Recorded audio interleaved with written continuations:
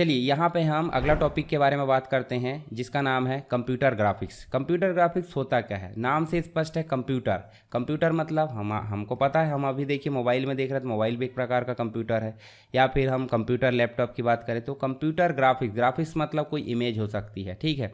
तो कंप्यूटर के द्वारा बनाई गई ग्राफिक्स को कंप्यूटर ग्राफिक्स बोलते हैं। जैसे हम यहाँ एल्गोरिदम कोई प्रोग्रामिंग का उपयोग करके लाइन, शेप और ये जो कर्व है, डॉट है, ये सारी चीज़ें जो ड्रॉ करते हैं इन्हें हम बोल देते हैं कंप्यूटर ग्राफिक्स। तो इसी के बारे में हम अभी जानने वाले हैं कि कंप्यूटर ग्राफिक्स क्या है, किस प्रकार की होती है, कौन कौन सी होती है, सारी चीज़ें हम यहाँ पे जानेंगे। तो चलिए शुरू करते हैं। सबसे पहले देखिए यहाँ पे आपको ध्यान देना होगा कंप्यूटर ग्राफिक्स क्या है। तो ऐसा आर्ट या ऐसी कलात्मक चीज़ जो इमेज के फॉर्म में हो सकती है, वो लाइन के फॉर्म में हो सकती है या कोई चार्ट के फॉर्म में हो सकती है। चार्ट आप समझते होंगे, किसी डाटा को ग्राफिक्स के रूप में कन्वर्ट करना।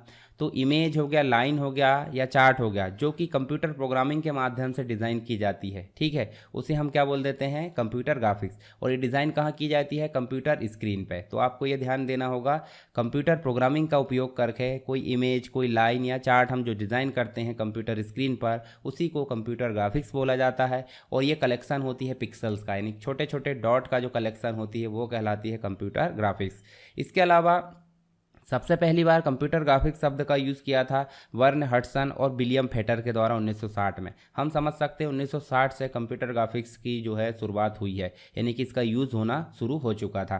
अब कंप्यूटर ग्राफिक्स का जो उपयोग है वो कहाँ कहाँ किया जाएगा? वो किया जाता है पेंटिंग के क्षेत्र में किया जाता है, DTP डेस्कटॉप पब्लिशिंग के क्षेत्र में, बिल्डिंग आर्किटेक्चर, कोई आर्किटेक्चर तैयार करना है कंस्ट्रक्शन कंपनी के द्वारा तो उसके द्वारा इसका उपयोग किया जाता है। ऑटोकेड के क्षेत्र में बात करें तो आपको कंप्यूटर ग्राफिक्स देखने को मिल जाता है। गेम डिज़ाइन के क्षेत्र में देखें तो गेम बनाते हैं तो उस समय भी आपको ग्राफिक्स की ज़रूरत पड़ती है। मूवी के लिए कंप्यूटर ग्राफिक्स की ज़रूरत पड़ती है। साइंस, वेदर, फोरकास्टिंग, इन सभी चीज़ों के लिए कंप्यूटर ग्राफिक्स की आवश्यकता होती है। तो चलिए यहाँ पे हम बात करेंगे टू टाइप्स की कंप्यूटर ग्राफिक्स। तो टू टाइप की कंप्यूटर ग्राफिक्स कौन कौन सी होती है? एक तो होती है रास्टर कंप्यूटर ग्राफिक्स और एक होती है वेक्टर। तो रास्टर की अगर बात करें तो रास्टर ग्राफिक्स जो होती है मुख्य रूप से जब आप कैमरे से कोई पिक्चर कैप्चर करते हो, मान लीजिए आप मोबाइल का उपयोग करते हो, तो मोबाइल के उपयोग से आप कैमरा निकालते हो और उसमें पिक्चर को कैप्चर करते हैं, या कोई अन्य कैमरे की उपयोग से आप जो है पिक्चर को कैप्चर करते हो, तो वो कहलाती है आपकी रास्टर ग्राफिक्स। रास्टर ग्राफिक्स मतलब पिक्सल से मिलकर बनी जो इमेजेस होती है वो कहलाती है रास्टर ग्राफिक्स। और एक होती है दूसरी वेक्टर ग्राफिक्स, किसी सॉफ्टवेयर का उपयोग करके। उदाहरण के लिए हम मान लेते हैं कोरल ड्रा। कोरल ड्रा आपने पढ़ा होगा, कोरल ड्रा का कंप्लीट ट्यूटोरियल मैंने अपलोड कर दिया हूँ, उसको आप पढ़ लेना, ठीक है। एडोब प्रीमियर का भी डाल दिया हूँ और साउंड फोर्ज का भी। तो कोरल ड्रा में जो भी फाइल बनेगी .cdr नाम से बनती है। तो CDR फाइल जो होती है वो कहलाती है इसके अंतर्गत क्या? Vector graphics. मतलब CDR में अगर कोई इमेज आप बनाते हो तो वो कैसे बनती है? वो ऑब्जेक्ट के उपयोग से बनती है, यानी कि कोई लाइन हो सकती है, कोई शेप हो सकता है, कोई ट्रायंगल हो सकता है, कोई रेक्टेंगल हो सकता है। तो इनके उपयोग से जो फाइल बनती है, जो ग्राफिक्स बनती है वो कहलाती है वेक्टर ग्राफिक्स, ठीक है। दोनों समझ में आ गया आपको? तो सिंपल याद रखिए, हम जो कैप्चर करेंगे कैमरे से वो कहलाती रास्टर। जो सॉफ्टवेयर में बनाई जाती है शेप्स का उपयोग करके, लाइन का उपयोग करके, सिंपल बोले तो ऑब्जेक्ट का उपयोग करके, तो इन्हें बोल देते हैं वेक्टर ग्राफिक्स। आगे देखेंगे इनके बारे में कुछ डिटेल चीज़ें दी है।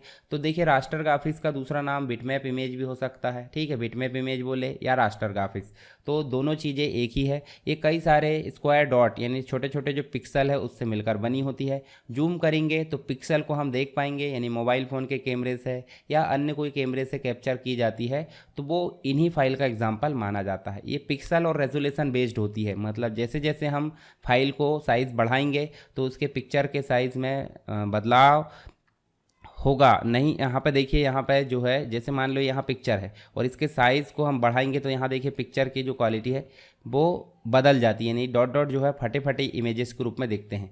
तो रेजोल्यूशन का निर्धारण कैसे किया जाता है? DPI यानी डॉट पर इंच और या PPI पॉइंट पर इंच, इस प्रकार इसका निर्धारण किया जाता है। यानी कि जब इनकी साइज़ बड़ी की जाती है तो इनकी एक लिमिट के बाद ये जो है ब्लर या पिक्सलेट हो जाती है। ब्लर हो जाती है इसका मतलब पिक्सल फट जाते हैं। तो इसके बारे में आप थोड़ा सा यहाँ पे पढ़ लेना।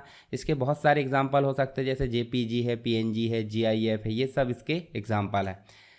और ये जो फाइल बनाई जाती है मुख्य रूप से फोटोशॉप में बनाई जाती है, गिम्प सॉफ्टवेयर, इनके द्वारा इस फाइल को बनाया जाता है। अब बात करते हैं वेक्टर की। तो वेक्टर ग्राफिक्स जो है पिक्सल बेस्ड नहीं होती है, रेजोल्यूशन इंडिपेंडेंट होती है, यानी इसका कोई रेजोल्यूशन नहीं होता। जैसे जैसे आप साइज़ बढ़ाओगे उसके अनुसार उसकी क्वालिटी भी जो है बढ़ते जाएगी, मतलब कोई भी परिवर्तन नहीं आएगा। और वेक्टर ग्राफिक्स जो है मैथमेटिकल कैलकुलेशन पर आधारित होती है। इस प्रकार इमेज के साइज़ को हम जितना चाहे उतना कम कर सकते हैं और जितना चाहे उतना बढ़ा सकते हैं, इसकी क्वालिटी में कोई बदलाव नहीं आएगा। ठीक है, एडोब इलस्ट्रेटर हो सकता है इसका एग्जांपल, इसके द्वारा जो फाइल बनाई जाती है। कोरल ड्रा में जो फाइल बनाई जाती है वो वेक्टर ग्राफिक्स है। तो ये आप समझ सकते हैं। इसके बाद देखिए इसके दोनों के अंतर। तो हमने बात करी रास्टर ग्राफिक्स पिक्सल बेस्ड होती है और ये वेक्टर ग्राफिक्स जो होती है मैथमेटिकल कैलकुलेशन यानी शेप के द्वारा तैयार की जाती है। और यहाँ देखिए जो होती है इसका डायमेंशन और रेजोल्यूशन निश्चित होता है और इसमें जो है कोई भी परिवर्तन करो ये स्केलेबल होता है, यानी कि बढ़ा दो घटा दो कोई दिक्कत नहीं।